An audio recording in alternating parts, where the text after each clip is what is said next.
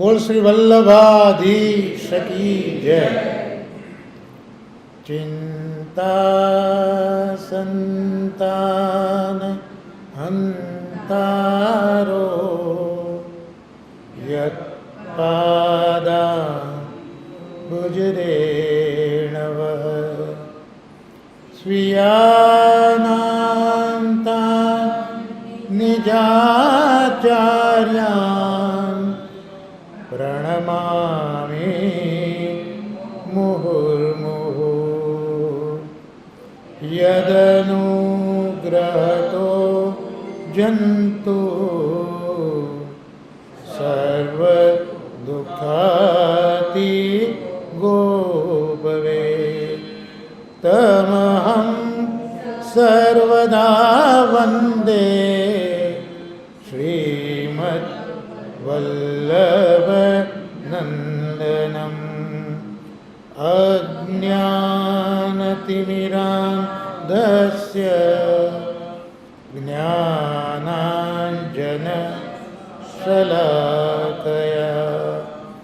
ચક્ષુરુન્મિલિतं યેન તસ્મૈ શ્રી ગુરવે નમઃ. નમામિ હૃદયે શેષે લીલા ક્ષીરાબ્ધિ શાયિનમ લક્ષ્મી સહસ્ર લીલાભી સેવ્યમાનમ કલાનિધિમ ચતુર્ભિશ્ચ ચતુર્ભિશ્ચ ચતુર્ભિશ્ચ ત્રિભિસ્તથા ષડભિર્વિરાજ તેયોસૌ પંચદા હૃદયે મમ પંચદા હૃદયે મમ પંચદા હૃદયે મમ. નમો દેવી યમુને નમો દેવી યમુને હરે કૃષ્ણ મિલનાંતરાયમ હરે કૃષ્ણ મિલનાંતરાયમ. આજે પુષ્ટિમાર્ગના અલૌકિક માં શ્રી કૃષ્ણના વ્રજમાં તુર્ય પ્રિયા ચતુર્થ પ્રિયા એવા શ્રી યમુના મૈયાનો આજે ઉત્સવ છે. આપ સર્વને આ ઉત્સવની વધાઈ આપું છું. આપ સૌ ઋષિકુમારોને ખાસ મારા ખૂબ ખૂબ વંદન. આજના આ મંગલ પ્રસંગે ઉપસ્થિત એવા આપ સર્વે વંદનીય ઋષિકુમારો, માનનીય શ્રી હરેન્દ્રભાઈ, માનનીય શ્રી યોગેશભાઈ, આંતરરાષ્ટ્રીય પુષ્ટિમાર્ગીય વૈષ્ણવ પરિષદના પ્રમુખ અને ગોવર્ધનનાથજીની હવેલીના ટ્રસ્ટી એવા શ્રી ભરતભાઈ, અમારા હસવંત કાકા, આ ઋષિકુમારોને માર્ગદર્શન અને શિક્ષણ આપનારા સર્વે શિક્ષકો અને મહાપ્રભુજી શ્રી કૃષ્ણજી યમુનાજીના પ્રિય એવા સર્વે વૈષ્ણવજનો. વિચાર તો આજે એવો હતો જ કે શ્રીમદ ભાગવત અને શ્રીમદ વલ્લભાચાર્યજી એમાં શું સમન્વય છે એ આજે ઋષિકુમારોની વચ્ચે મારે શેર કરવું હતું. કારણ કે બહુ સાચું કહું છું કે મારું એટલું કોઈ શ્રીમદ ભાગવત વિશે કે શ્રીમદ વલ્લભાચાર્યજી વિશે પણ મારું એટલું કોઈ જ જ્ઞાન નથી. હું કંઈ જ જાણતો નથી. મને ન્યૂટનના શબ્દો યાદ આવે છે કે જ્યારે એને ખૂબ બધી શોધો કરી, બધાએ ખૂબ એને એપ્રિસિએટ કર્યો, ત્યારે એણે તો એ જ કહ્યું હતું કે એક જ્ઞાનનો વિશાળ સમુદ્ર છે અને સમુદ્રના કિનારા પર હું તો છીપલા વીણું છું. એમ હું પણ શ્રીમદ ભાગવત રૂપી જે સાગર છે અને શ્રીમદ વલ્લભાચાર્યજીનું જે જીવન ચરિત્ર છે એના વિશે કિંચિત મોટાઓના કૃપાથી જાણું છું, જે હું આપની આગળ રજૂ કરું છું. એમ માની લો કે હું પરીક્ષા આપવા આવ્યો છું. આપને હું વક્તવ્ય નથી આપતો, પણ જે કંઈ શીખ્યો છું મારા ગુરુની કૃપાથી, વૈષ્ણવની કૃપાથી, એ આપને આગળ હું રજૂ કરું છું. એટલે કરબદ્ધ થઈને વિનંતી કરું છું કે કદાચ કંઈક એમાં મારી ક્ષતિ થાય તો આપ મને દરગુજર કરશો. શરૂઆત યમુનાજીથી કરીએ, કારણ કે આજે યમુનાજીનો ઉત્સવ છે. યમુનાજી આ દિવસે ગોલોકમાંથી ભૂતલ ઉપર પધાર્યા છે. એ જે જગ્યા છે જેને યાત્રા કરી હોય ચાર ધામની, એમાં જમનોત્રી જે કહીએ છીએ ત્યાં એનું ઉદ્ગમ સ્થાન બતાવવામાં આવ્યું છે. પણ જો પૌરાણિક ગાથાઓ, પૌરાણિક કથાઓ આપણે જોઈએ તો એ મહાપ્રભુજી પણ સમજાવે છે કે કલિંદ ગિરિમસ્તકે પતદ મંદ પૂરોજ્વલા. તો યમુનાજી એ કલિંદ પર્વત ઉપર પધાર્યા છે. એટલે અત્યારનું જે જમનોત્રીનું સ્થળ છે એનાથી પણ 6 કિલોમીટર જેટલા અંતરે યમુનાજીનું પ્રાગટ્ય છે.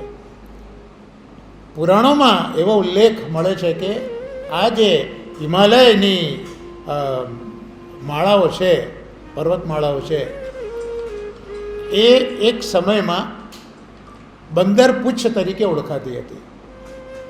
બંદરપુચ્છ એટલા માટે કે જ્યારે હનુમાનજીએ શ્રીલંકાને બાળી અને સમુદ્રમાં પણ એ પૂંછડું ઉલવી ન શક્યા, ત્યારે આ કેટલીક પૌરાણિક કથાઓ એવું કહે છે કે હનુમાનજી આ સ્થળે આવ્યા હતા અને અહીંયા એમનું જે પૂંછડું છે સળગતું તે ઉલવાયું હતું. એટલે આ જગ્યા જૂના કાળમાં બંદરપુચ્છ તરીકે ઓળખાતું હતું, જે કલિંદ પર્વતની ગિરિમાળાઓ છે. તો અહીંયા યમુનાજીનું પ્રાગટ્ય છે. મૂળ તો યમુનાજી નિત્ય લોકની અંદર, ગોલોકની અંદર ઠાકોરજીના હૃદય કમળમાંથી પ્રગટ થયા છે. યમુનાજીનું આ પ્રાગટ્ય વિચારતા વિચારતા ગંગા મૈયાનું પણ સ્મરણ થાય. અને ગંગા મૈયાનું સ્મરણ થાય એ એટલા માટે કે અહીંયા ભૃગુકુચ ભરૂચમાં આપણે છીએ અને અહીંયા જ રાજા બલિનો અશ્વમેધ યજ્ઞનું આયોજન થયું હતું. અને એ વખતે ભગવાન વામન અહીંયા પધાર્યા હતા. વામનજી અહીંયા આવ્યા અને 3 ડગલા જમીન માગી. આપ બધાએ જાણો જ છો, પહેલા ડગલામાં પૃથ્વી માપી, બીજા ડગલામાં આકાશ ને બધા લોક મપાયા, ત્રીજું ડગલું ક્યાં મૂકવું? ત્યારે બલિરાજાએ પોતાનું મસ્તક ઝુકાવ્યું છે. પણ જ્યારે બીજું ડગલું બ્રહ્માંડ કટા ભેદીને જ્યારે ઉપર ગયું, બ્રહ્મલોક સુધી પહોંચ્યું, ત્યારે બ્રહ્માજીએ આ ચરણ કમલને ઓળખ્યું કે આ તો મારા સ્વામીનો ચરણ કમલ છે. અને બ્રહ્માજીએ પોતાના કમંડલુમાંથી એ ચરણનું પ્રક્ષાલન કર્યું છે અને એમાંથી ગંગાજીનું પ્રાગટ્ય થયું છે. એટલે એ ગંગાજી જે પ્રગટ થયા એને મહાદેવજીએ પોતાના મસ્તકની અંદર ઝીલી લીધા છે. બહુ સરસ પ્રસંગ પરમ ભાગવત પૂજ્ય શ્રી નવનીત પ્રિય શાસ્ત્રીજીએ રજૂ કર્યો હતો કે ભગવાન શંકર એ ગંગાજીને પોતાની જટામાં જ કેમ ઝીલે છે? કારણ કે શંકરાચાર્યજી છે, આદિ શંકરાચાર્યજી, એ તો ભગવાન શંકરનો અવતાર છે. અને એ આદિ શંકરાચાર્યજી જો નર્મદાને પોતાના કમંડલુમાં ધારણ કરી શકતા હોય તો આ તો મહાદેવજી છે. શા માટે એમણે એવું ન કર્યું અને જટામાં એમને ધારણ કર્યા? તો બસ એનો ભાવ આચાર્ય ચરણો એ સમજાવે છે કે એ જે ગંગાજી છે, અને તમે આજે પણ જોજો ગંગાજીમાં ઓબ્ઝર્વ કરજો કે ગંગાજીમાં જલ કરતાં રજનું પ્રમાણ વધારે છે. તમે જો અનુભવ્યું હોય તો હવે, ન અનુભવ્યું તો હવે કરજો કે જલ કરતાં પણ રજની અધિકતા ગંગાજીમાં છે. એટલે એ જે જલ છે એમાં પ્રભુના ચરણ કમલની રજ સમાયેલી છે. એટલે ભગવાન શિવ એ રજને પોતાના મસ્તક ઉપર ઝીલવા માટે તૈયાર થયા છે. આ એક ગંગાજીના પ્રસંગની અંદર આપણે જોયું કે રજનું મહત્ત્વ ત્યાં ખૂબ છે, કારણ કે ભગવાનના ચરણ કમલની આ રજ છે. મહાપ્રભુજીના વેદાંતમાં એ પણ સમજવાનું છે કે 2 ડગલા જ્યારે માપ્યા ત્યારે તો બહુ જ વિશાળ સ્વરૂપ ભગવાને ધારણ કર્યું હતું, અને 3જું ડગ જ્યારે મૂક્યું ત્યારે ભગવાનનું ચરણ ખૂબ નાનું થઈ ગયું છે. બલિરાજાના મસ્તક ઉપર પધરાયું ત્યારે ત્યાં આચાર્ય ચરણો સમજાવે છે કે 2 ચરણ જ્યારે માપ્યા ત્યાં સુધી બલિના મનમાં અહંકાર છે, અહમ છે, આ મારું છે. અને જ્યારે બધું જ મપાયા પછી બલિમાં જ્યારે નિસ્સાધનતા આવી છે, દીનતા આવી છે, ત્યારે એ જોઈને ભગવાનનું ચરણ નાનું થયું છે અને બલિના મસ્તક ઉપર ભગવાને એ ધર્યું છે. તો હંમેશા અહંકાર વગરના હોવ તે પણ આ એક પ્રસંગ શીખવે છે. મહાપુરુષોની રજ એનાથી સ્નાન કરવું જોઈએ એ પણ આ પ્રસંગ શીખવે છે. અને એટલે જ જ્યારે શ્રીમદ ભાગવતમાં 5મા સ્કંદમાં આપણે જોઈએ, અને રવગણ રાજા જ્યારે જ્ઞાન મેળવવા જતા હોય છે ઇક્ષુમતી નદીના કિનારે, અને ત્યાં પરમહંસ એવા જડ ભરતજી રસ્તામાં મળી જાય છે. રાજા ઓળખી નથી શકતા રવગણ કે આ કોણ છે. એ તો સમજ્યા કે આ કોઈક ગોઈ છે અને એની પાસે આ પાલખી ઉચકાઈએ. બાકીના બધા તો બરાબર રસ્તો જોઈને ચાલતા હતા, અને આ તો પરમહંસ હતા. હંસ અને પરમહંસનો તાત્વિક ભેદ વલ્લભ વેદાંતમાં શાસ્ત્રીજીએ સમજાયો છે. હંસ કોને કહેવા, પરમહંસ કોને કહેવા? તો આત્મ અનાત્માનો જે વિવેક જન્મ છે એ બધા હંસ છે. સમજી શકે છે કે આ આત્મા સંબંધી છે, આ આત્મા સંબંધી નથી. આ બધા જેમ હંસ છે એ દૂધ અને પાણીને જુદા પાડે છે, નિરક્ષીર વિવેક જે છે, એમ અનાત્મ વસ્તુ અને આત્મ વસ્તુ કઈ છે, આ જે ભેદ છે એ હંસ પારખી શકે છે. આ હંસ લોકો છે. અને પરમહંસ જેની દ્રષ્ટિમાં બધું જ પરમાત્મા છે, બધું જ ઈશ્વર છે, આ પરમહંસ છે. આ વલ્લભ વેદાંત ઉપર અમારા શાસ્ત્રીજી આ હંસ પરમહંસની વ્યાખ્યા આવી રીતની કરતા હોય છે. તો જડ ભરતજી તો પરમહંસ છે, એટલે એમની દ્રષ્ટિમાં તો નાનો કીડો પણ હોય તો પણ એ ભગવદ સ્વરૂપ છે. એટલે ચાલતા ચાલતા એ પણ પગ નીચે ન આવે. બાકીના જે બધા હતા એ તો રાજાની જે પાલખી છે એમાં એમને તકલીફ ન પડે એનો વિચાર કરીને ચાલતા હતા, અને આ જડ ભરતજી આ જોતા હતા. એટલે પાલખીનું બેલેન્સ ન રહ્યું ત્યારે રવગણે બહુ ક્રોધ કર્યો છે. એ વખતે જડ ભરતજીએ કીધું છે કે રાજા બ્રહ્મજ્ઞાન લેવા જાઓ છો તો એ બ્રહ્મજ્ઞાન એમને ન મળે, પણ મહાપુરુષોના ચરણની રજનો અભિષેક કરો, તમે એનાથી સ્નાન કરો, ત્યારે તમને બ્રહ્મજ્ઞાન મળશે. તો આ શ્રીમદ ભાગવત છે. એ ભાગવતની અંદર સમજવા જેવી ઘણી વસ્તુઓ છે, પણ મુખ્ય વસ્તુ તો આ છે કે દીનતા અને મહાપુરુષોના ચરણની રજનું મહત્ત્વ એ ભાગવતે ખૂબ સારી રીતે બતાવ્યું છે. જ્યારે શ્રીમદ ભાગવતની વાત મારે કરવી હોય ત્યારે હું સ્વીકારું છું કે પરમ ભાગવત નવનીત પ્રિય શાસ્ત્રીજી છે, એમના જ દીકરા કીર્તનભાઈ છે, ત્યાર પછી યોગેશભાઈ શાસ્ત્રી છે, શ્રી પ્રદ્યુમન શાસ્ત્રીજી છે, આપણા દાદાજી છે. આ બધાના જે આશીર્વાદ છે એનાથી આ ભાગવતનો મારો થોડો ઘણો પ્રવેશ થયો. અને આ પ્રસંગે પરમ ભગવદ્ય વૈકુંઠભાઈનું પણ મને સ્મરણ થાય છે કે એમને પણ મારો હાથ ઝાલ્યો, થોડો ઘણો સંસ્કૃતમાં મને પ્રવેશ કરાવ્યો અને થોડું ઘણું આ ભાગવતનું અધ્યયન હું કરી શક્યો છું. તો આ યમુનાજી અને ગંગાજીનું આજે સ્મરણ કર્યા પછી શ્રીમદ ભાગવત અને શ્રી વલ્લભાચાર્યજી વિશેનો જે સંબંધ છે તે વિશે થોડોક વિચાર આપણે કરીએ.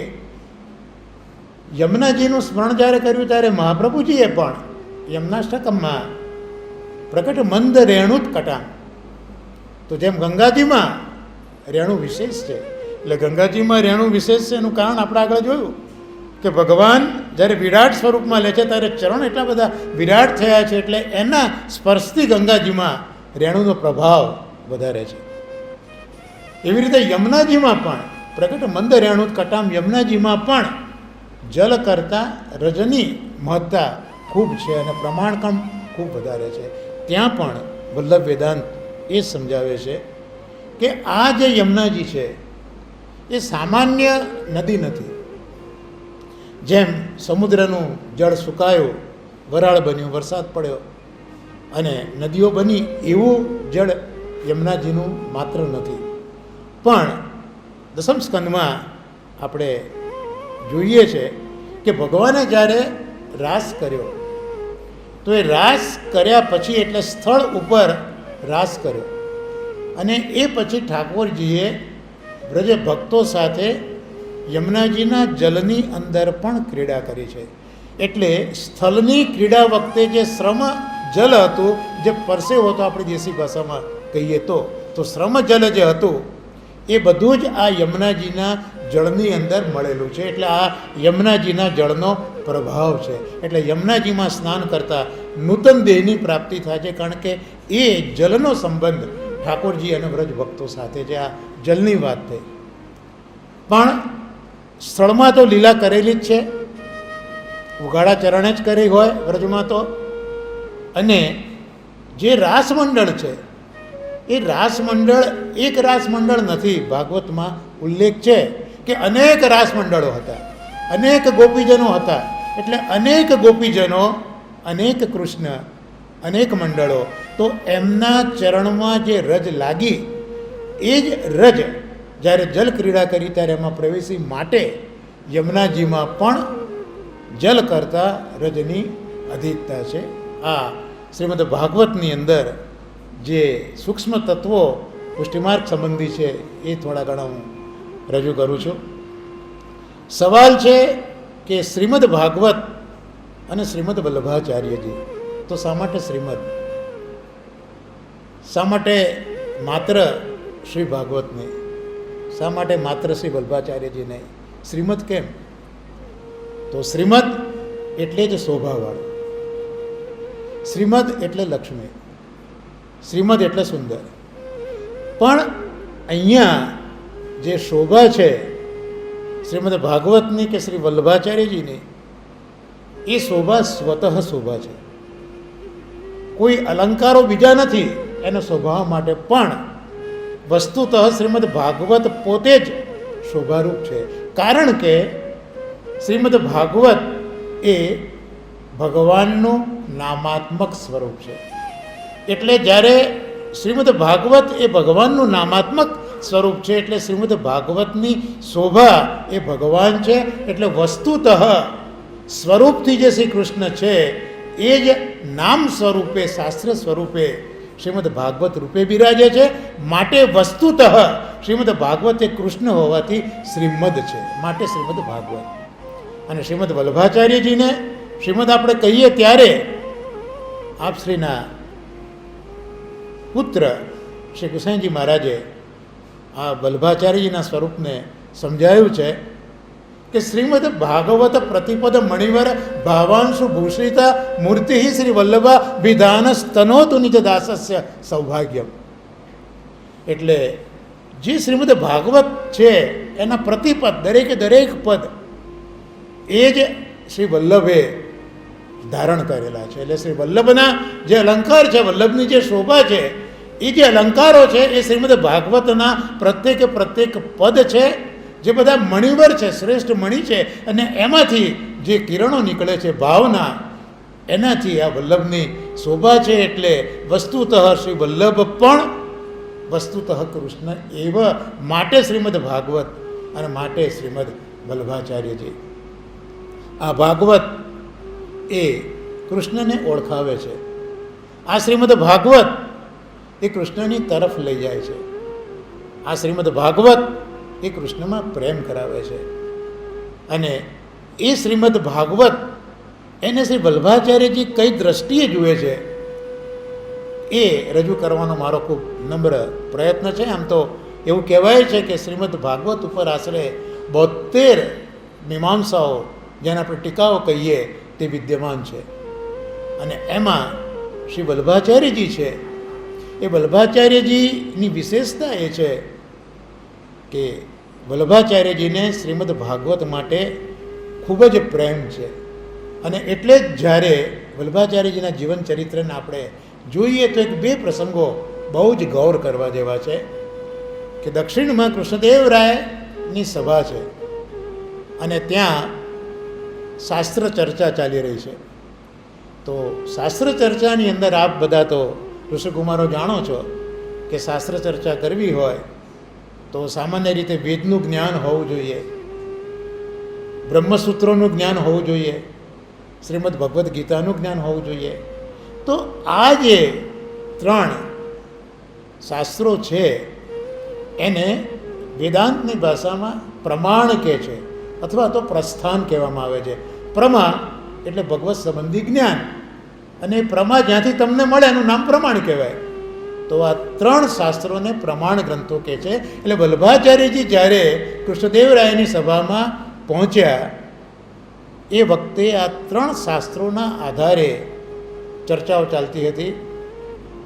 અને વલ્ભાચાર્યજીએ જ્યારે શાસ્ત્રાર્થ શરૂ કર્યો ત્યારે આપે ત્યાં આજ્ઞા કરીને બતાવ્યું કે વેદાહ શ્રી કૃષ્ણ વાક્યાની બ્રહ્મસૂત્રાણી ચૈવહિ સમાધિ ભાષા વ્યાસસ્ય પ્રમાણમ તત્ ચતુષ્ટયમ.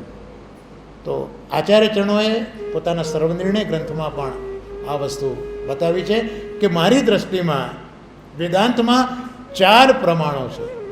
એક વેદાહ, જે વેદ છે તે શ્રી કૃષ્ણ વાક્યાની ખૂબ જ સમજવા જેવો શબ્દ આ છે. શ્રી મહાપ્રભુજી શ્રીમદ ભગવદ્ ગીતા એવું નથી કહેતા, પણ કૃષ્ણ વાક્યાની કહે છે. શા માટે કૃષ્ણ વાક્યાની કહે છે? એટલા માટે કે શ્રીમદ ગીતાની અંદર પણ કૃષ્ણ સિવાય વાક્યો સંજયના પણ છે, અર્જુનના પણ છે, ધૃતરાષ્ટ્રનું પણ છે. તો એ બધા વાક્યો મારા માટે પ્રમાણ નથી. એનું એક નાનકડું જ આપણે ઉદાહરણ જોઈએ તો જ્યારે આખી ગીતા સંપન્ન થતી હોય તે વખતે કહેવામાં આવતો હોય સંજય કે યત્ર યોગેશ્વર કૃષ્ણ યત્ર પાર્થ ધનુર્ધર. ત્યાં એ કૃષ્ણની ઓળખ યોગેશ્વર તરીકે આપી રહ્યા છે. અને જો પુરુષોત્તમ યોગ આપણે જોઈએ ત્યાં કૃષ્ણ તો એ જ કહે છે કે હું અક્ષર બ્રહ્મથી પણ આગળ વધી ગયો છું, માટે હું પોતે પૂર્ણ પુરુષોત્તમ છું. અતોસ્મિ લોકે વેદે ચ પ્રથિતઃ પુરુષોત્તમ. તો એક કૃષ્ણની ઓળખ કૃષ્ણે પોતે આપી અને એક ઓળખ સંજય આપી. તો we can see the difference.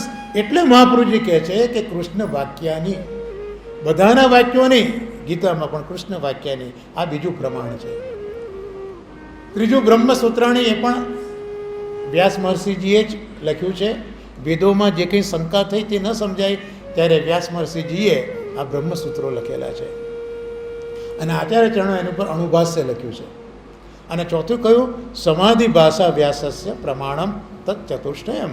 તો ચોથું જે પ્રમાણ છે એ વ્યાસની સમાધિ ભાષા. અહીંયા પણ શ્રીમદ ભાગવત એવું નથી કહેતા, પણ સમાધિ ભાષા વ્યાસની કહ્યું. એનું કારણ મહાપ્રભુજી પોતે પોતાના આ પ્રયત્નમાં ભાગવતને સમજાવવામાં એ સમજાવે છે કે શ્રીમદ ભાગવતમાં 3 પ્રકારની ભાષાઓ છે. એક સમાધિ ભાષા છે, બીજી પરમત ભાષા છે અને ત્રીજી લૌકિક ભાષા છે. આ 3 ભાષાનું દર્શન શ્રી મહાપ્રભુજીએ કરાયું છે.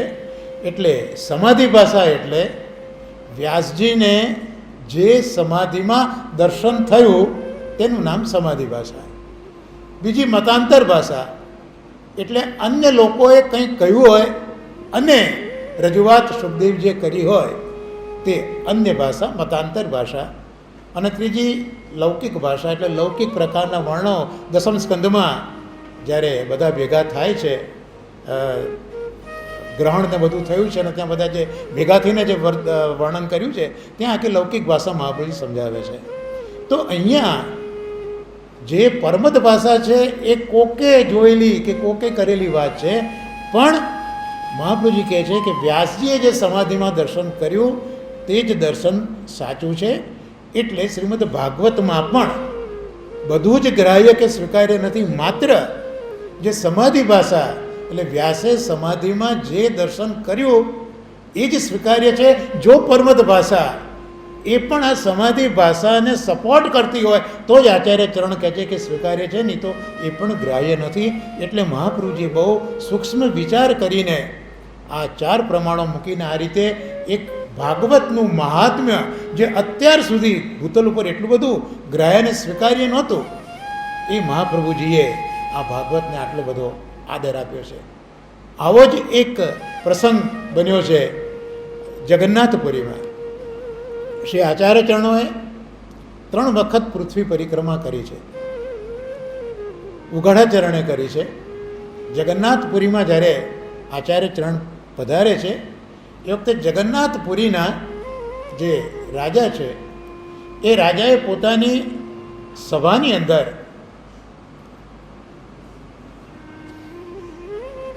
પોતાની સભામાં 4 પ્રશ્નો પૂછ્યા. પ્રશ્નો હતા કે મુખ્ય દેવ કોણ, મુખ્ય શાસ્ત્ર કયું, મુખ્ય મંત્ર કયો અને મુખ્ય કર્મ કયું. આ 4 પ્રશ્નો રાજાએ પૂછ્યા. અને આ જે હું પ્રસંગ તમને કહું છું એ જગન્નાથજીમાં પુરીમાં જે રાજાઓની પરંપરા છે તો એમના વર્ષોથી જે લૈયા લખતા હોય ને એમાં આ પ્રસંગ આજે પણ મોજૂદ છે. એટલા ઉપજાવી કાઢેલો પ્રસંગ નથી. Date I want to say. આજે પણ આનો ઉલ્લેખ એમના રાજ ખજાનામાં આ પ્રસંગનો મળે છે. એટલે એ 4 પ્રશ્નોમાં સ્વાભાવિક છે કે કોઈક માયાવાદી હોય, કોઈક રામાનુજી હોય, કોઈક નિંબકનો હોય, એટલે જુદા જુદા જવાબો રાજાને મળતા હતા. એ અરસામાં શ્રી મહાપ્રભુજી ત્યાં પધાર્યા અને આ પ્રશ્ન રાજાએ પૂછ્યો. એટલે મહાપ્રભુજી જાણતા હતા કે આમાં જો હું કંઈ કહીશ તો બધાએ આગળ કહ્યું છે એમ જ લાગશે કે અમને ગમતું હતું તે ગાયું છે. જેમ વ્યાસ મહર્ષિજીએ પણ જ્યારે મંગલાચરણ કર્યું પ્રથમ સ્કંદમાં ત્યાં સત્યમ પરમ ધીમહી કહ્યું. મૂળ તો આખું કૃષ્ણની લીલાઓનું શાસ્ત્ર છે. જન્માદ્યસ્ય શ્લોકમાં મૂળ તો કૃષ્ણને જ ઓળખાયા છે, પણ જ્યારે નમન કર્યું છે ત્યાં સત્યમ પરમ ધીમહી કહ્યું, ત્યાં કૃષ્ણ નથી કહ્યું.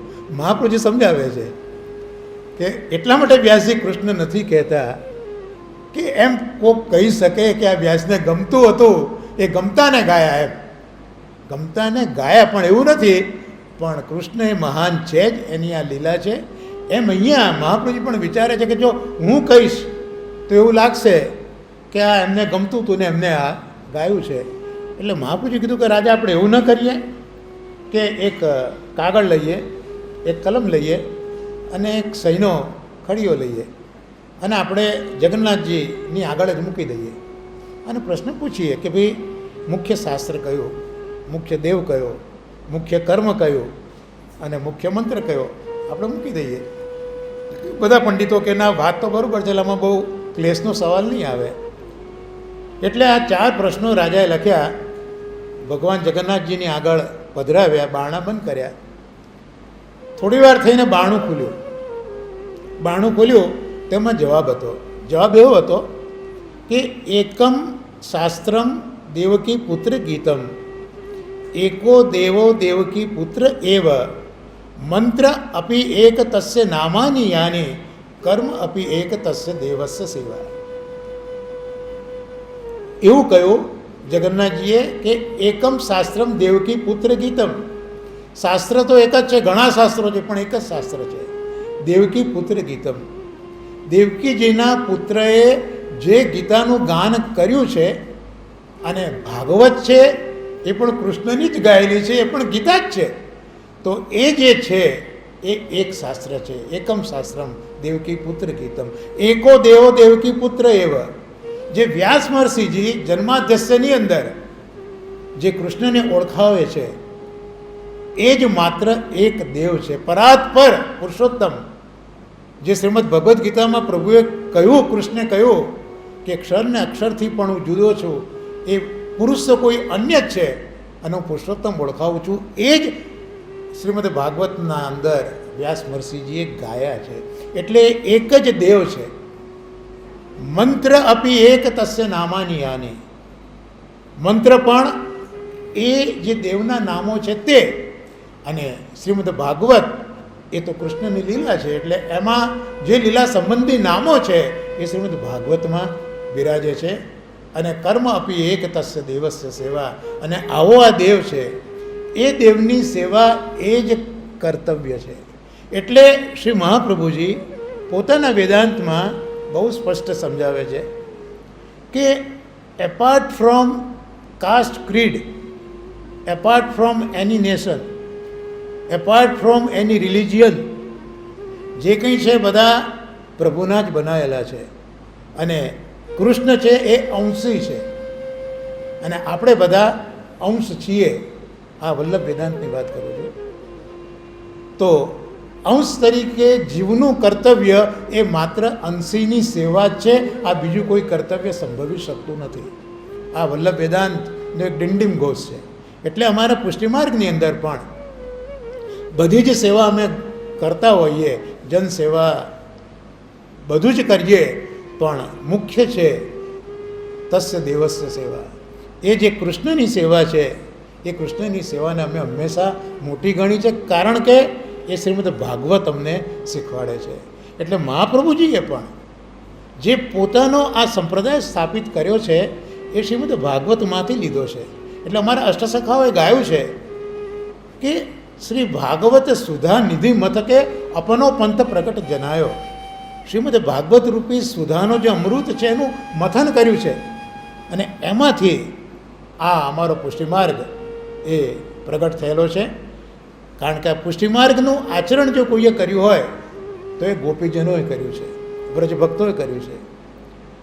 વ્રજભક્તોનો જે પ્રેમ છે એને આપણું રસશાસ્ત્ર પ્રેમ લક્ષણા ભક્તિ તરીકે ઓળખાવે છે. પ્રેમ જ જેનું લક્ષણ છે એવી ભક્તિ. અને એ પ્રેમ એવો છે કે જ્યાં પ્રભુ માટે બધું જ કુરબાન કરવાની ત્યાં એમની તૈયારી છે. મારું જે થવાનું હોય તે થાય, પણ પ્રભુ તું પ્રસન્ન રહે. આ જે ગોપીજનોનું આખું જીવન છે એ કાળક્રમે એ જે રસ્તા ઉપર ગોપીજનો ચાલ્યા હતા એ પ્રભુ ઈચ્છાથી કાલના પ્રભાવથી એ રસ્તો ઢંકાઈ ગયો હતો. અને શ્રી વલ્લભાચાર્યજીએ એ રસ્તો પુનઃ પ્રગટ કર્યો છે. એટલે અમારા ગુરુ તો વલ્લભાચાર્યજી જ છે, પણ વલ્લભાચાર્યજી પોતાના ગ્રંથમાં કહે છે કે અસ્મિન માર્ગે ગોપિકા ગુરવઃ પ્રોક્તા. જો આ માર્ગના ખરેખર કોઈ સાચા ગુરુ હોય તો એ ગોપીજનો છે.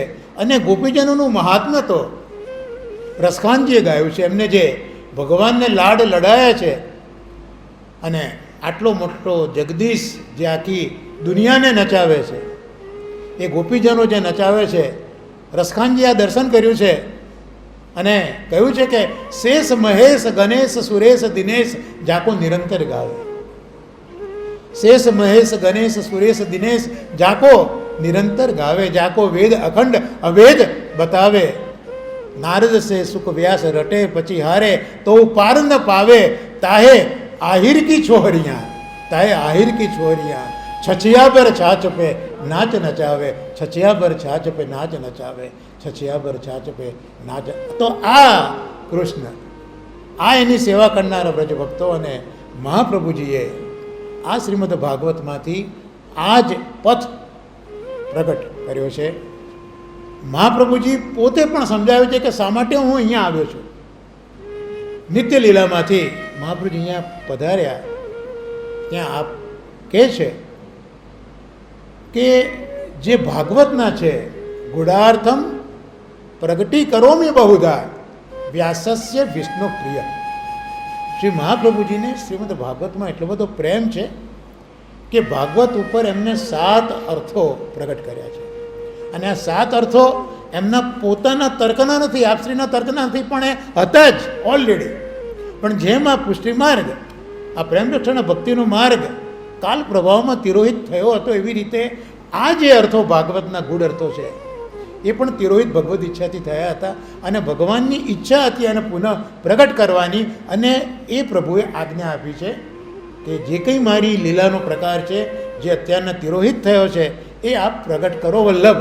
માટે વલ્લભ આ નિત્ય લીલામાંથી પધાર્યા છે. અને ભાગવત તો આપ બધા જાણો છો કે 12 સ્કંદોનું શ્રીમદ ભાગવત એ મૂળ તો ગોવર્ધનનાથજીના 12 અંગો છે.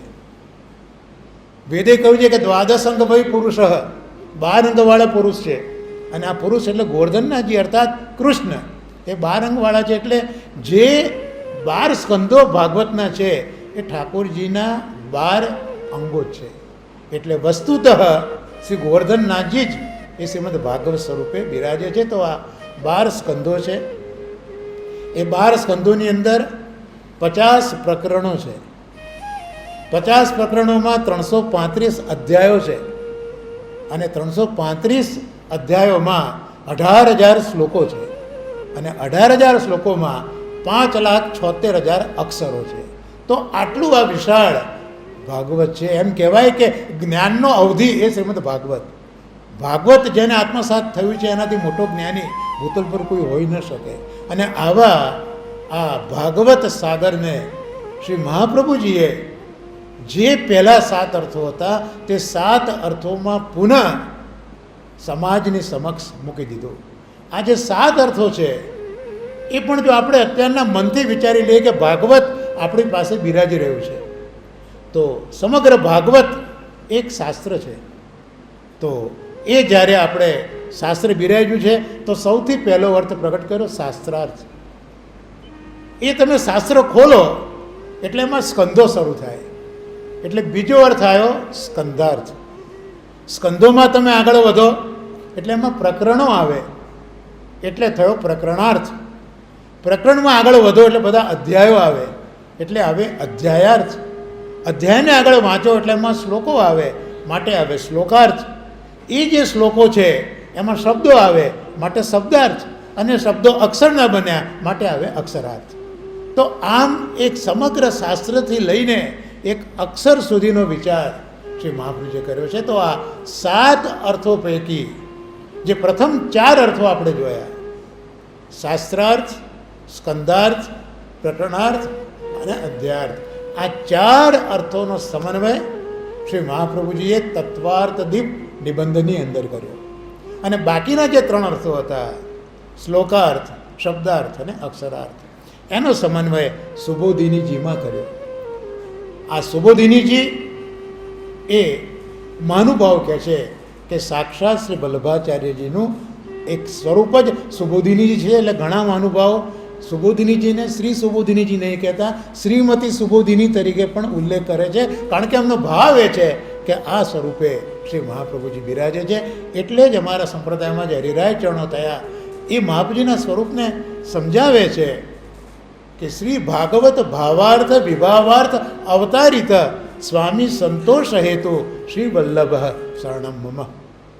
મહાપ્રભુજીએ પણ આજ્ઞા કરી કે ભૂતલ ઉપર હું શ્રીમદ ભાગવતના અર્થોને પ્રગટ કરવા આવ્યો છું. અને એ અર્થો વ્યાસસ્ય વિષ્ણુ પ્રિય. વ્યાસજીને અને વિષ્ણુને પ્રિય હોય એવા અર્થો હું પ્રગટ કરી રહ્યો છું. અને અમારા પુષ્ટિ માર્ગમાં સુબોધિનીજી તરફ લોકોને ખૂબ જ પ્રેમ હોય છે, પણ મહાપ્રભુજીની ખૂબ સ્પષ્ટ આજ્ઞા છે કે જ્યાં સુધી ભાગવતાર્થ તમે નહીં સમજો ત્યાં સુધી સુબોધિનીજી સમજી શકાતા નથી. અને ભાગવતાર્થના કેટલાક પ્રસંગો હું તમને રજૂ કરું કે મહાપ્રભુજીની કેટલી બ્યુટી છે અર્થો કરવાની. સામાન્ય રીતે આપણે અત્યારના પ્રથમ સ્કંદનો વિચાર કરીએ તો પ્રથમ સ્કંદની અંદર શરૂઆતમાં જે 6 અધ્યાયો પતે એ પછીના અધિકાર લીલા, પ્રથમ સ્કંદ અધિકાર લીલા, જમણો ચરણ, ત્યાં અધિકારમાં પણ મહાપ્રભુજીની વિચારસરણી જુઓ, ત્યાં અધિકાર પણ જે બતાવ્યા છે એમાં હીન અધિકાર, મધ્યમ અધિકાર અને ઉત્તમ અધિકાર. અને હીન અધિકારની અંદર જે મૂક્યા છે એ 88,000 સૌનકાદી ઋષિઓને શ્રોતા તરીકે મૂક્યા છે અને ઉગ્ર શ્રવા સૂતજીને વક્તા તરીકે મૂક્યા છે હીન અધિકારમાં. મધ્યમ અધિકારમાં આશ્ચર્ય લાગે, ભગવાનનો અવતાર નારદજી અને વ્યાસજી ભગવદ અવતાર છે છતાં મધ્યમ અધિકાર છે. અને ઉત્તમ અધિકારમાં રાજા પરીક્ષિત અને સુખદેવજી આ ઉત્તમ અધિકારમાં છે. બરાબર છે. તો હવે એ જે હીન અધિકારમાં આટલા બધા ઋષિઓ, ઋગ્વેદના, સૌનકાદી ઋષિઓ તો ઋગ્વેદના છે અને એમનો હીન અધિકાર, અને આ બંને ભગવદ અવતારો નારદ અને વ્યાસજી એ મધ્યમ અધિકાર. પણ મહાપ્રભુજી આ બધું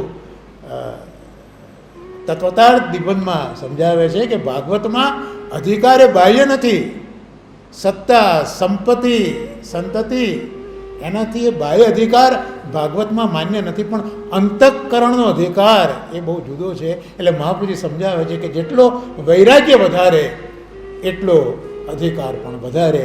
અહીંયા સૌનકાદી ઋષિઓને થોડુંક અભિમાન છે, કારણ કે ઋષિઓ છે ને એટલે એમને થોડું અભિમાન છે કે અમે આ સૂતજી એ તો હીન કક્ષા કહેવાય ને, કારણ કે ક્ષત્રિય અને બ્રાહ્મણના લોહીથી સૂતજી બન્યા છે, વર્ણશંકર છે, પ્રતિલોમ કે વિલોમ એમનું માટે એમને હીન ગણે છે. એટલે આ એક અહંકાર છે. તો આટલી વસ્તુઓ એમને અધિકારમાં નીચે લઈ જાય છે. વ્યાસ મહર્ષિજી અને નારદજી પણ એ પોતે ફરતા રહે છે, જે સંપૂર્ણ ભગવાનમાં એમની આસક્તિ હોવી જોઈએ તે થઈ નથી, વૈરાગ્ય ઓછો છે, માટે ત્યાં મધ્યમ અધિકાર બતાવ્યો છે. અને સુખદેવજી તો જન્મ્યા ત્યારથી જ શંકરનો અવતાર છે, એટલે વૈરાગ્ય તો જન્મ સાથે છે. એટલે તો એ પોતાના પિતાનો આશ્રમ છોડીને ચાલી નીકળ્યા છે. યમ પ્રવ્રજંતમ અનુપેતમ પેત કૃત્યમ દ્વૈપાયનો વિરહ કાતર આજુહાવ પુત્રેતિ તન્મય તયા તરવો વિનેદુ તમ સર્વભૂત હૃદયમ મુનિમાન તોસ્મી. તો જન્મજાત એ તો શંકર છે જ, એટલે વૈરાગ્ય છે. ને પરીક્ષિતને પણ પેલા રાજાના પ્રસંગ પછી વૈરાગ્ય આવી ગયો છે. તો આ જે વૈરાગ્ય છે એ અધિકાર સિદ્ધ કરે છે. તો પહેલો, બીજો ને ત્રીજો અધ્યાય, ચોથો, પાંચમો અને છઠ્ઠો અધ્યાય એ 2 પ્રકારના અધિકારીઓની વાત આવ્યા પછી પ્રથમ સ્કંદના 7મા અધ્યાયમાં જે પાંડવ અને કૌરવની વાતથી શરૂઆત થઈ, ત્યાં આપણે બધા જ જાણીએ, કોઈને બી પૂછીએ કે ભાઈ મહાભારતનું યુદ્ધ કોની વચ્ચે થયું, કોઈને પણ પૂછો મહાભારતનું યુદ્ધ કોની વચ્ચે થયું, તો જવાબ શું હશે કે પાંડવો અને કૌરવો વચ્ચે થયું. વ્યાસ મહર્ષિજીની વાત મહાદેવજી અને મહાદેવજીના મહાપુરુજીએ સમજાવે છે સુખદેવજીની વાતો બધી કે ભાઈ ખરેખર તો જે આ યુદ્ધ છે એ સૃંજયો અને કૌરવો વચ્ચે થયેલું છે. પાંડવો તો કૌરવ છે જ, કારણ કે કુરુવંશમાં પાંડવો જન્મ્યા છે. તમે એને કૌરવ કહી શકો, કારણ કે એ બી કૌરવ છે, કારણ કે કુરુવંશમાં જન્મ્યા છે. એટલે યુદ્ધ એમાં પાંડવો એ તો કુરુવંશના જ છે, પણ આ જે યુદ્ધ છે એનું નિમિત્ત દ્રૌપદી બન્યા છે, એ સૃંજય વંશના છે. કારણ કે દ્રૌપદીના પિતાએ દ્રૌપદીનું જે અપમાન છે તે સહન નથી કરીને લડવા તૈયાર થાય છે. બાકી યુધિષ્ઠિર બધા તો બંગડી ચડાવીને બેસી ગયેલા હતા, પણ જે વિદ્રોહનો ધ્વજ ઉચક્યો છે એ આ દ્રૌપદીના પિતાએ ઉચક્યો છે. અને યુદ્ધ ખેલાયું એમાં પાંડવો પ્રત્યે જે મોટો એનો જે લીડર હોય તે ધૃષ્ટદ્યુમ્ન હતો, દ્રૌપદીનો ભાઈ હતો, જે સૃંજય વંશના છે. એટલે ખરેખર તો યુદ્ધ જે થયું છે એ સૃંજયો અને કૌરવો વિશે થયું છે. તો અહીંયા મહાપ્રભુ સમજાવે છે કે આપણે પ્રથમ શ્લોકમાં સત્યમ પરમ ધીમહિ, તો કઈ રીતે? તો પાંડવો અને કૌરવો વચ્ચે જે યુદ્ધ થયું છે એ તો સત્ય છે, પણ સૃંજયો વચ્ચે અને કૌરવો વચ્ચે જે યુદ્ધ થયું છે તે પરમ સત્ય છે. તો આવા બધા પ્રસંગો મહાપ્રભુજીએ ભાગવતાર્થમાં આ ભાગવતની અંદર સમજાયા છે, જેમાંના થોડા ઘણા પ્રસંગો હું તમને સમજાવવા માટે પ્રયત્ન કરી રહ્યો છું. આ પ્રથમ સ્કંદમાં જ જ્યારે અશ્વત્થામા પાંડવોના 5 પુત્રોને સૂતા હોય અને મારી નાખે છે. દ્રૌપદી જુએ છે અને દ્રૌપદી બહુ જ મોટા અવાજથી રડે છે. તો બધાને વિચાર આવે કે દ્રૌપદી તો કૃષ્ણની પરમ ભક્ત છે અને ભક્ત તો એવું માને કે હરિ કરે સો ખરી, તો દ્રૌપદી રડે કેમ, બહુ મોટે રડે કેમ?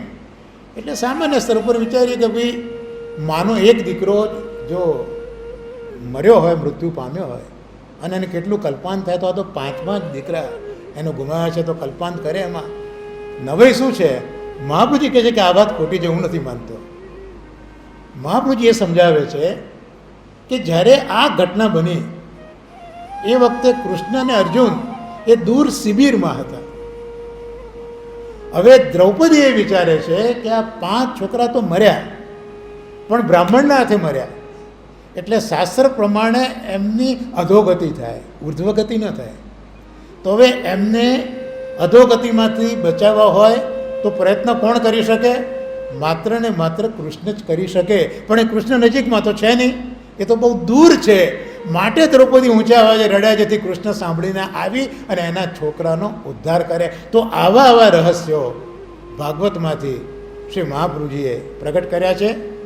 જ્યારે અશ્વત્થામા સાથે લડવા માટે અર્જુન જાય છે એ વખતે દ્રૌપદીને બીક છે, કારણ કે ગુરુપુત્ર છે અશ્વત્થામા તો, અને અશ્વત્થામા પણ એટલો જ કેપેસિટી ને કેલિબરવાળો છે. તો કંઈક અર્જુનને થઈ ગયું તો, કારણ કે બ્રહ્માસ્ત્ર છે એની પાસે, કંઈક અર્જુનને થયું તો, એટલે દ્રૌપદી જરા મુશ્કેલીમાં દુઃખમાં પડી ગયા છે. ત્યારે અર્જુન દ્રૌપદીને જોઈને સંબોધન કરે છે કે ભદ્રે કરીને સંબોધન કરે છે. આ બધા પ્રથમ સ્કંદના પ્રસંગો તમને કહું છું. મહાપ્રભુજીનું શું વિચારસરણી છે હું રજૂ કરવા માગું છું ભાગવતમાં. તો એમ થાય કે ભાઈ ભદ્રે કેમ કહ્યું? તો ભાઈ કોઈ પણ સ્ત્રીને ભદ્રા તો કહેવાય, એ જે એના પતિ બિરાજે છે ભદ્રા તો એને કહેવાય. મહાપ્રભુજી કહે છે કે એવું નથી, પણ દ્રૌપદીને અહીંયા બીક છે કે આ જીવતો આવશે કે નહીં આવે. એટલે ભદ્રા આપણા ત્યાં લક્ષણ શાસ્ત્ર છે. આપણા હિન્દુ સમાજમાં, આપણી સંસ્કૃતિમાં લક્ષણ શાસ્ત્ર છે. શરીર ઉપર જુદા જુદા લક્ષણોના આધારે તમે કહી શકો કે આ વ્યક્તિ કેવી છે અને આ વ્યક્તિનું કયા પ્રકારનું કેરેક્ટર છે. તો ભદ્રા શબ્દ એવી સ્ત્રી માટે વપરાય કે જેના શરીર ઉપર વૈધવ્યનું નિશાન નથી, એને ભદ્રા કહેવાય. એટલે અર્જુનને અહીંયા ભદ્રા કહીને દ્રૌપદીને સાંત્વન આપે છે કે તું વિડો થવાની નથી, હું જીવતો આવવાનું છું. તો આવા રહસ્યો મહાપ્રભુજીએ પ્રગટ કરેલા છે. દસમ સ્કંદનો આપણે વિચાર કરીએ તો કૃષ્ણ છે એ કૃષ્ણ માટી ખાય છે. કૃષ્ણ માટી ખાય છે. તો બળદેવજી ફરિયાદ કરે છે તો કૃષ્ણ કહે છે કે માં મેં માટી નથી ખાધી. તો હવે આપણે તો આગળ જોયું કે આ કૃષ્ણ તો સત્યાત્મક છે. સત્યવ્રતમ સત્યપરમ ત્રિસત્યમ સત્યસ્ય યોનિમ નીતમ ચ સત્ય સત્યસ્ય સત્ય ઋત સત્ય નેત્રમ સત્યાત્મકમ ત્વામ શરણમ પ્રપન્ના. તો આ તો સત્યાત્મક છે, અને એ પછી ખોટું કેમ બોલે? એ કેમ ખોટું બોલે? એટલે મહાપ્રભુજી સમજાવે છે કે પૂતના જ્યારે આવી ઠાકોરજી પાસે મારવા, એ વખતે એને વ્રજમાં 16,000 બાળકોને માર્યાના છે, અને એ 16,000 બાળકો પૂતનાના પ્રાણની અંદર છે. અને પ્રભુએ જ્યારે પૂતનાને મારી ત્યારે પૂતનાના પ્રાણ પોતાના પ્રાણની અંદર પ્રભુએ સમાવ્યા છે. એ વખતે આ 16,000 બાળકોના જે પૂમ ભાવો છે એ કૃષ્ણમાં પ્રવેશ્યા છે. પણ એ 16,000 બાળકોને સંબંધ તો પૂતનાનો હતો, એટલે એનો ઉદ્ધાર બી તો કરવો પડે. એટલે ઠાકોરજીએ જે માટી છે, પોતાના ચરણની માટી, જે આગળ જ આપણે ચરણની રજનો જે આપણે વિચાર કર્યો, તો પ્રભુએ એ ચરણરજ પોતાના મુખમાં એટલા માટે પધરાવી જેથી અંદર જે પ્રાણમાં રહેલા 16,000 બાળકો છે એમની શુદ્ધિ થાય. માટે આ ઠાકોરજી એવું કહે છે કે મેં માટે નથી ખાધી, પણ માટી તો પહેલાં બાળકોએ ખાધી છે. આવા રહસ્યો બતાવ્યા છે. પૂતનાની જ વાત નીકળી તો જો મહાપ્રભુજીનો કેટલો વિશાળ દૃષ્ટિકોણ છે સમજાવવાનો, કે પૂતના જ્યારે આવી ઠાકોરજીને લીધા હાથમાં અને દૂધ પીવડાવવા માંડી, ત્યારે ત્યાં વ્યાસ મહર્ષિજી કૃષ્ણ માટે ભગવાન શબ્દ એવો વાપરે છે. ત્યાં જે શ્લોક છે ત્યાં ભગવાન એ આ પી રહ્યા છે દૂધ, એવું ઉલ્લેખ સુખદેવજીએ ત્યાં કર્યો છે. એટલે મહાપ્રભુજી કહે છે કે સુખદેવજી અહીંયા કૃષ્ણને ભગવાન કેમ કહે છે? તો ભગવાન એટલે શું? ભગવાન એટલે ભગવાળા. જેમ દ્રવ્ય હોય તો દ્રવ્યવાન, પુત્ર હોય તો પુત્રવાન, વિદ્યા હોય તો વિદ્યાવાન, એવી રીતે ભગ હોય તો ભગવાન. તો ભગ એટલે શું? તો ભગ એટલે ઐશ્વર્ય, વીર્ય, યશ, શ્રી, જ્ઞાન અને વૈરાગ્ય. આ 6 ધર્મનો જે સમૂહ છે એને ભગ તરીકે ઓળખવામાં આવે છે. તો એ સમૂહવાળા માટે ભગવાન. તો અહીંયા વલ્લભાચાર્યજી આ જે 6 ધર્મો છે એ આ જે પૂતનાને માતૃગતિ આપી છે, એ માતૃગતિમાં 6 ધર્મો મહાપ્રભુએ ખૂબ સુંદર રીતે બતાવ્યા છે. બહુ વિચારવા જેવા આ બધા પ્રસંગો છે. કોઈ પૂતના છે એ તો પયપાન કરાવે છે, ઠાકોરજી પયપાન કરે છે. તો ત્યાં પૂતના છે એ પૂતનાને મારે છે ઠાકોરજી. તો ખરેખર તો સ્ત્રીને મરાઈની દોષ લાગે, પણ ભગવાન કહ્યું ને, ભગવાન ઈશ્વર છે, તો કરતું અકર્તું મન્યથા કરતું સર્વથા સમર્થ શ્રી હરિ. તો હંમેશા શાસ્ત્રો એ મનુષ્ય માટે છે, પશુઓ અને દેવ માટે શાસ્ત્રો નથી. એટલે ભલે સ્ત્રીને મારી તો અન્ય જગ્યાએ દોષ હોય, પણ અહીંયા પ્રભુને દોષ નથી લાગતો. માટે અહીંયા ઐશ્વર્ય ધર્મ છે એમ મહાપ્રભુજી સમજાવે છે. હવે વીર્ય ધર્મ, તો ઠાકોરજી ખાલી 6 દિવસની ઉંમર છે. જો આ બીજી મહાપ્રભુજીની બ્યુટી કહું કે તમે ભાગવતમાં જોજો, પૂતના ક્યારે આવી ઠાકોરજી પાસે, એ કેટલા દિવસના ઠાકોરજી હતા ઉલ્લેખ નથી ઉંમરનો.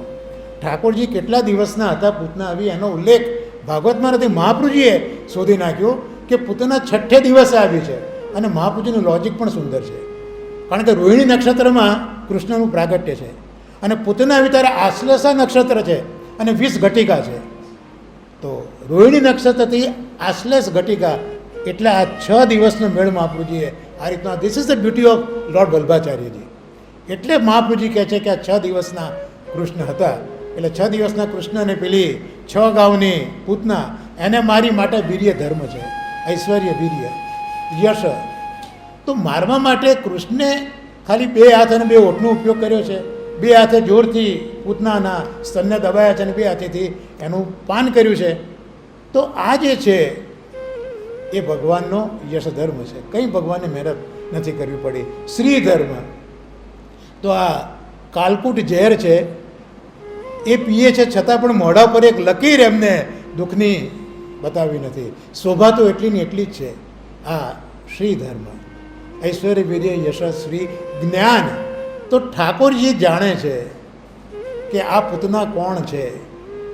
એ બલિરાજાની બહેન છે, અને એને જ્યારે વામન બનીને હું ગયો ત્યારે એને ઈચ્છા કરી હતી કે આ મારો પુત્ર હોય તો સારું, અને જ્યારે બલિને તકલીફ પડી ત્યારે થયું કે આ તો મરી જાય તો સારું. આવી ભાવના એ વખતે વામન અવતારમાં લીધેલી ને એ અહીંયા આવી છે. એ જ્ઞાન ઠાકોરજીને છે. આ અહીંયા એમનો જ્ઞાન ધર્મ છે, વૈરાગ્ય ધર્મ છે. તો વૈરાગ્ય ધર્મ જે છે એટલો કે પૂતના આવી હતી મારવા, છતાં પણ ભગવાને એનો ઉદ્ધાર કર્યો છે. આ વૈરાગ્ય ધર્મ છે. તો આ 6 ધર્મ જેનામાં હોય એ ધર્મી કહેવાય. તો ધર્મી સ્વરૂપ કયું આની અંદર? તો ધર્મી સ્વરૂપ એ કે પૂતનાને માત્ર મુક્તિ નથી આપી પણ માતૃગતિ આપી છે. પૂતનાને માતૃગતિ આપી છે, તો જે માતૃગતિ આપી એ આ ભગવાનનો ધર્મી સ્વરૂપ છે. તો આ એક નાનો પ્રસંગ આપણે કેટલી વખત પૂતનાનો વાંચ્યો હશે, પણ આ જે મજા છે આખા એ વલ્લભાચાર્યજી આ દર્શન આટલું અદ્ભુત રીતે કરાયું છે, જે મને આ વિષય એવો હતો એટલે રજૂ કરવાનું મન થયું. તો આ વલ્લભાચાર્યજીને આ બધા જ્યારે ઋષિકુમારો જોઉં છું ત્યારે એક નાની વાત પણ કરી દઉં કે ઋષિકુમારો એટલા માટે કે મહાપ્રભુજી કહે છે કે કૃષ્ણ જ્યારે બ્રજમાં પ્રગટ થયા, મહાપ્રભુજીએ 3 લીલા બતાવી છે, એક વ્રજ લીલા, એક મથુરા લીલા અને એક દ્વારકા લીલા. અમારે ત્યાં ભજનીઓ વ્રજાધીપ સેવા અમારી વ્રજાધીપની છે. ભલે સ્મરણ અમે મથુરા અને દ્વારકાના કૃષ્ણનું કરીએ, એમાં અમને કોઈ અન્યાસર નથી લાગતો, પણ સેવા તો વ્રજાધીપની જ અમારે કરવાની છે. 11 વર્ષ મહાપ્રભુજી કહે છે કે ઠાકોરજી 11 વર્ષ વ્રજમાં કેમ બિરાજ્યા? મહાપ્રભુજી સમજાવે છે કે વ્રજ છે ને એ તો આમ તો જંગલ છે, તો જંગલની રક્ષા કોણ કરે? ત્યાં પશુઓ હોય, તો જે પશુપતિ હોય એ પશુપતિ આ વનની રક્ષા કરે. તો એવા 11 રુદ્ર એ શાસ્ત્રો બતાવે છે. તો 11 રુદ્રોની પ્રસન્નતા ખાતર ઠાકોરજી 11 વર્ષ વ્રજમાં બિરાજ્યા છે. આવી તો ઘણી રહસ્યની વાતો મહાપ્રભુજીએ પોતાના વેદાંતમાં આ ભાગવત સમજાવ્યું એમાં મહાપ્રભુજીએ કરી છે. આ ઋષિકુમારોની વાત જે જ્યારે મને યાદ આવી કે 4 પ્રકારના યુથો મહાપ્રભુજી બતાવે છે. ગોપીજનો જે છે, એક તો નિત્ય સિદ્ધા છે જે નિત્ય લીલામાંથી ઠાકોરજી સાથે પધાર્યા છે. બીજા ઋષિ રૂપા છે. ત્રીજા કુમારિકાઓ છે. અને ચોથા યમુનાજીનું યુથ છે. તો હવે શ્રુતિરૂપા, ઋષિરૂપા, નિત્ય સિદ્ધા અને યમુનાજી. અને અહીંયા આપણા ઋષિકુમારો ક્યાં આવે એમાં? તો જ્યારે રામચંદ્રજી વનવાસ દરમિયાન દંડકારણ્યમાંથી પસાર થતા હતા એ વખતે 16,000 ઋષિઓ એમને રામચંદ્રજીનું સૌંદર્ય જોયું. અપ્રતિમ સૌંદર્ય રામચંદ્રજીનું જોયું. એટલું બધું સૌંદર્ય હતું. આમ સામાન્ય રીતે આપણે પુરુષ બહુ દેખાવડો હોય તો હેન્ડસમ કહીએ, અને છોકરી દેખાવડી હોય તો બ્યુટીફુલ કહીએ. પણ જ્યારે પુરુષ અતિશય સુંદર હોય ત્યારે પુરુષ માટે પણ બ્યુટીફુલ શબ્દ અંગ્રેજીમાં વપરાય છે. રામચંદ્રજી આટલા બધા સુંદર હતા કે એક સ્ત્રીનું સૌંદર્ય પણ ઝાંખવું પડે. તો આ ઋષિઓ હતા, બધો જ એમનું તપ હતું, પણ કામને કંટ્રોલમાં કરી નહોતા શક્યા. આ કામ કેટલો અઘરો છે ભાગવતે પણ આ જ બતાવ્યું છે. આપણે બધો સમય બહુ ઓછો છે અને મારે ઘણું બધું નક્કી કરીને આવ્યો હતો, પણ સમય બહુ ઓછો છે. પણ આ તકલીફ એવી છે કે બધું આપણાથી કવર થયું છે. એની પણ કામ કેટલો અઘરો છે કે ઋષિઓ કહે છે કે આ કામથી બચ્યું કઈ રીતે? એટલે રામચંદ્રજીને જોયા અને કીધું કે તમે અમારા પતિ બનો, તમે અમારા પતિ બનો. રામચંદ્રજી કહે છે કે અત્યારના તો મારું એક પત્ની વ્રત છે. રામચંદ્રજીને મર્યાદા પુરુષોત્તમ જે કહ્યા છે ને એનું કારણ મહાપ્રભુજી તો આટલું સમજાવે છે કે પોતે ક્ષત્રિય છે. રાજા દશરથને પણ 4 રાણીઓ તે ઉલ્લેખ છે, પણ અન્ય શાસ્ત્રોમાં 300-400 રાણીઓનો પણ ઉલ્લેખ છે. એટલે ક્ષત્રિય હોય વધારે પત્ની કરી શકે, પણ રામચંદ્રજીનું ક્ષત્રિય હોવા છતાં, રાજકુમાર હોવા છતાં એક પત્ની વ્રત એમને જે લીધું છે ને, માટે એ મર્યાદા પુરુષોત્તમ છે. આ મહાપ્રભુજી આપણને સમજાવે છે. તો આ મર્યાદા પુરુષોત્તમે કીધું કે મારે તો અત્યારના એક પત્ની વ્રત છે, પણ તમારો મનોરથ હું પૂરો કરીશ. એટલે જ્યારે સારસ્વત કલ્પ આવશે, કલ્પ એટલે બ્રહ્માનો દિવસ, તો સારસ્વત કલ્પ આવશે એ વખતે હું ગોકુલમાં પ્રગટ થઈશ. એ વખતે તમે પ્રગટ થશો તો આ ઋષિઓએ ભગવાનના આટલા વચનામૃતથી જ પોતાનું જીવન ટકાવી રાખ્યું.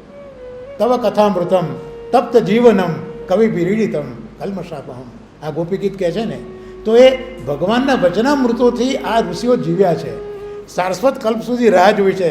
રામાવતાર ત્રેતાથી લઈને આ કૃષ્ણ અવતાર થયો ત્યાં સુધી, દ્વાપર સુધી રાહ જોઈ છે. પણ માત્ર આ ભગવાનના વચનામૃત સાંભળીને એમણે પોતાનો દેહ છોડી દીધો.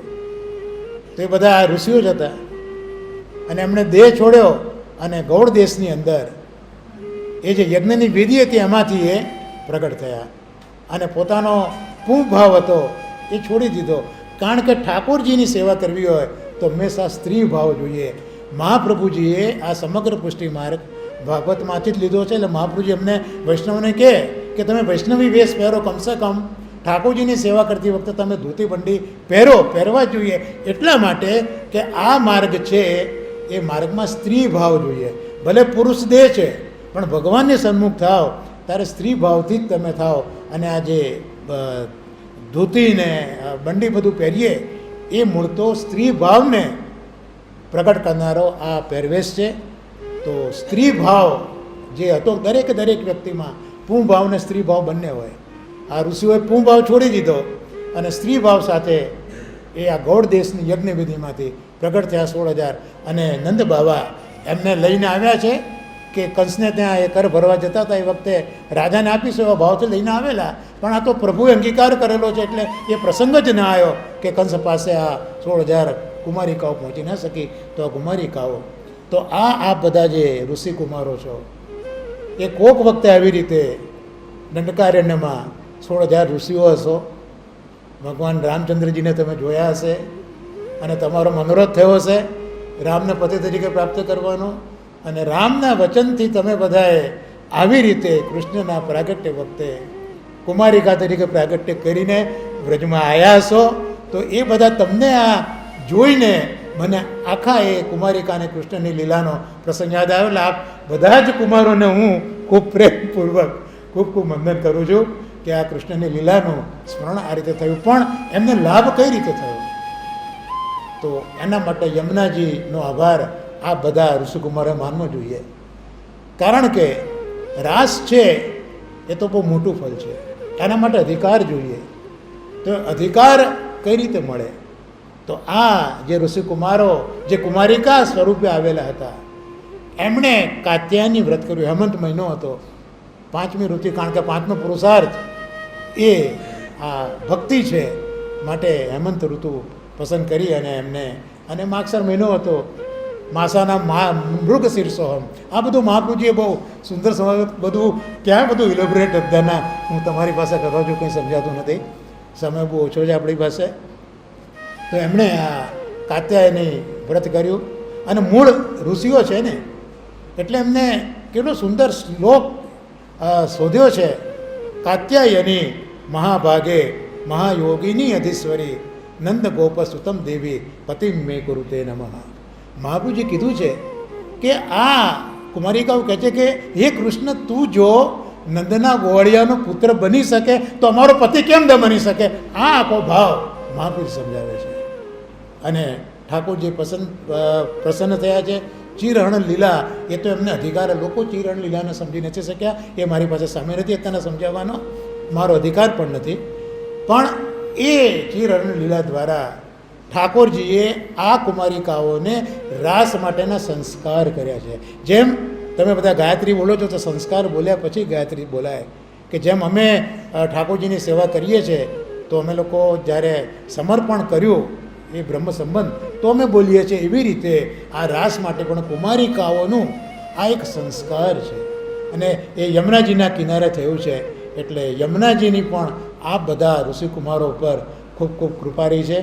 એટલે આજે આપ બધાને પણ બોલાવવાનું, આપની આગળ મારી આ બધી ગાંડી ગયેલી વાત કરવાનું પ્રયોજન એ જ હતું કે શ્રીમદ ભાગવતમાં આ બધા જે ઋષિકુમારોનો આ રીતે ઉલ્લેખ કર્યો છે તે મારે તમને કહેવું હતું. અને આવા ભાગવતના પુરુષ, પરપુરુષ, પુરુષોત્તમ એ આ કૃષ્ણ છે. એટલે જ મહાપ્રભુજી આ ભાગવતમાંથી શ્રી કૃષ્ણને અમારા ઈષ્ટ તરીકે મૂક્યા છે. કારણ કે મહાપ્રભુજી સમજાવે છે કે કોઈ પણ વ્યક્તિ હોય એ સુંદર પણ હોય, કોઈ પણ વ્યક્તિ હોય એ સ્વભાવથી સુંદર હોય, સ્વરૂપથી સુંદર હોય, પણ સ્વરૂપ સુંદરતા, સ્વભાવ સુંદરતા એ બંને જો એક જ તત્વમાં હોય તો માત્ર કૃષ્ણ કૃષ્ણ અને કૃષ્ણ જ છે.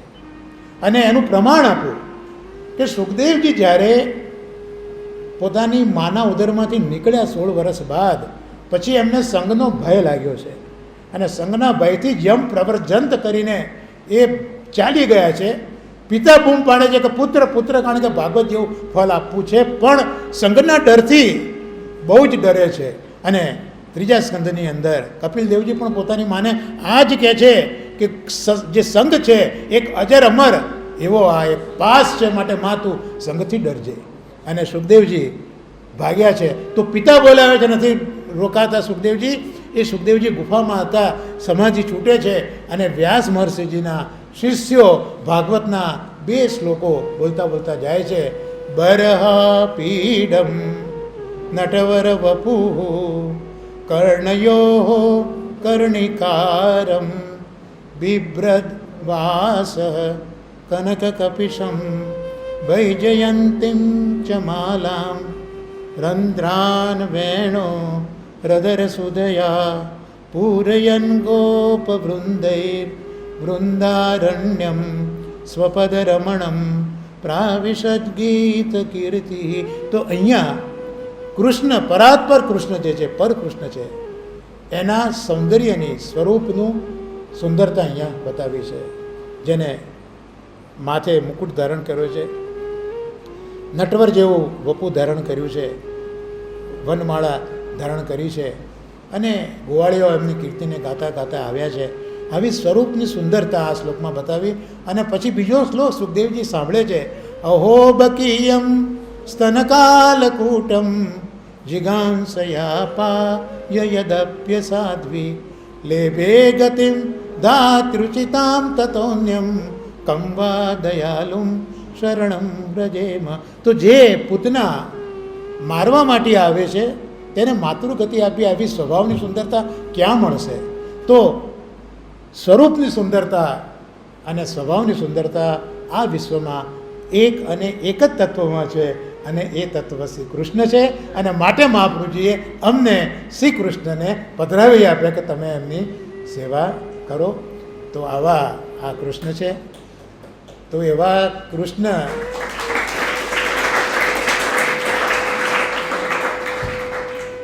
કૃષ્ણના ગુણાનુવાદ મારે એટલા માટે કરવા હતા કે આગળ મેં તમને જે બધા મહાનુભાવોના નામ દીધા, તો શ્રીમદ ભાગવતની શરૂઆતમાં પણ જ્યારે પ્રથમ સ્કંદમાં સૌનકાદી ઋષિઓ 6 પ્રશ્નો પૂછે છે ત્યારે સુતજી વિચારવા પડે છે કે મારે જવાબ શું આપવા, કારણ કે એમના પ્રશ્નો બધા કૃષ્ણ સંબંધી હતા. તો મારામાં જો વૈરાગ્ય આવે તો હું જવાબ આપી શકું. એટલે એ વખતે ઉગ્રસવા સુતજી પોતાના ગુરુ સુખદેવજીનું સ્મરણ કરે છે અને સુખદેવજીને 2 શ્લોકની અંદર સ્તુતિ કરે છે અને પછી એ કથા કહેવાની શરૂઆત કરે છે. એમ આપ બધા ઋષિકુમારો આગળ પણ હું જેની પાસેથી જે કંઈ અહીંયા શીખ્યો એ બધાનું સ્મરણ કરી, મનથી એમનું અવગાહન કરી એમના ગુણોનું, અને તમારી આગળ મેં આ બધી કાઢી ગયેલી વાતો રજૂ કરવાનો એક બહુ નમ્ર પ્રયત્ન કર્યો છે. અને આપ ઋષિકુમારો એમની આગળ હું જે કંઈ ભણ્યો મારા ગુરુ દ્વારા, આ મહાનુભાવ દ્વારા, એ મેં પરીક્ષા આપી છે, એમાં પાસ કરવો કે નપાસ કરવો એ બધું આપના હાથમાં છે. અને હું એવું ઈચ્છતો પણ નથી કે મને પાસ કરો, કારણ કે જો હું પાસ થઈશ તો મારો પ્રોગ્રેસ અટકી જશે. મારે તો આમાં આગળ વધવું છે. એટલે આપ મને ખાલી આશીર્વાદ આપો, અને મારા રજૂઆતમાં ક્યાંક ક્ષતિ થઈ હોય તો આપ બધા મને ક્ષમા કરજો. અને જ્યાં તમને આનંદ આવ્યો હોય તે ચોક્કસ એ મારા વલ્લભની કૃપા છે, યમુનાજીની કૃપા છે, ગોવર્ધનનાથજીની કૃપા છે. આવું માનીને એ બધા દેવોની તમે ખૂબ ખૂબ કૃપા માનજો. બસ આટલું કહીને અંતમાં આપ ઋષિકુમારોને હું એ વિનંતી કરું છું કે આજે 16,000 ઋષિઓ હતા. એ 16,000 ઋષિઓને પેલા પરમ પુરુષ પ્રાપ્ત થયા છે. તો એ જે પુરુષ છે એ પુરુષની સ્તુતિ આ જગ્યા પર પુરુષ સૂક્ત ગાઈને આપ એ પુરુષને એક સ્તુતિ કરો. તો મારું આપ બધા ઋષિકુમારોને એક વિનંતી છે કે સરસ રીતે આ પરાત્પર કૃષ્ણ જે છે પુરુષ સૂક્ત આપણે બોલીએ. એ પહેલાં આપણે આ જે પ્રસંગ લીધો છે તો આ છે તો સત્સંગનો પ્રસંગ, કારણ કે વલ્લભાચાર્યજીએ અમને શીખવ્યું છે કે સંઘ સર્વાત્મના ત્યાજ્ય, સંઘ સર્વાત્મના ત્યાજ્ય તચ્ચેત ત્યક્તુમ ન શક્યતે સ સદ્ભિઃ સ કર્તવ્ય સંત સંઘસ્ય ભેષજમ. તો આપ બધા સંતો આજે પધાર્યા છો, તો મારો જે આ લૌકિક કાલ છે તે અલૌકિક કાલમાં પરિવર્તિત થયો છે. તો આપને હું આ સ્તુતિ માટે શ્રમ આપું પહેલાં આપ બધાનું હું અભિવાદન કરવા માગું છું. આજે ખૂબ આનંદનો વિષય છે કે વર્કિંગ ડે હોવા છતાં આ ઋષિકુમારો તો મારા પર કૃપા કરવાના હતા, પણ આટલા બધા વૈષ્ણવો પણ આજે હાજર રહ્યા, એ માટે આપ બધાનો ખૂબ ખૂબ હું આભાર માનું છું. હા, અને બીજું કે આજે મેં હમણાં ભાગવતની વાત કરી, તો દસમ સ્કંદમાં ઉદ્ધવ ગીત છે. ઉદ્ધવજીએ જે સ્તુતિ કરી છે ગોપીજનોની, છેલ્લે કહ્યું છે એ શ્લોકો છે. શ્લોકો ઉપર એક આખી બુક મહાપ્રભુજીની કૃપાથી મેં પ્રગટ કરી છે. તો એ બધી જ બુકો હું આપને ભેટ આપવા માગું છું. તો એ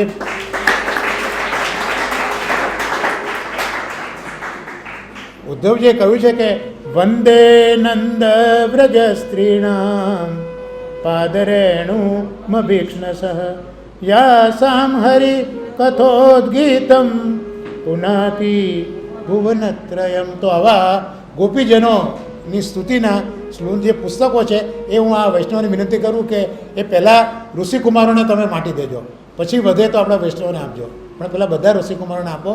તો આ પુસ્તિકા પધરાવતા પણ હું પોતે અને અમારું આંતરરાષ્ટ્રીય પુષ્ટિ માર્ગ વૈષ્ણવ પરિષદ જે આ બધા પુસ્તકો પ્રકાશિત કરે છે, એમાં અમારા પ્રમુખ ભરતભાઈ શેઠ, એમનો ખૂબ પ્રયત્ન રહ્યો છે. તો ભરતભાઈ વતી, અમારી પરિષદ વતી, વૈષ્ણવ વતી આ ઋષિકુમારોનો હું ખૂબ ખૂબ આભાર માનું છું. અને આ રીતે આપના આશીર્વાદ અમારા સંપ્રદાય ઉપર, અમારા વૈષ્ણવ ઉપર સદા તમે વરસાવતા રહેજો.